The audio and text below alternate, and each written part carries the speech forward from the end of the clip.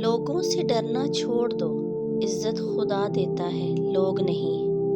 جو انسان اپنی قسمت پر خوش ہے، در حقیقت وہی خوش قسمت ہے۔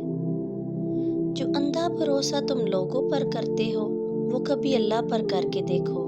یقین کرو، وہ نہ بھروسہ توڑے گا اور نہ تمہیں کبھی ٹوٹنے دے گا۔ دنیا کو نہیں بلکہ دنیا بنانے والے کو راضی کر لو، کامیاب ہو جاؤ گے۔ سچ کہنے کا اگر شوق ہے تو تنہا چلنے کا حوصلہ بھی رکھنا۔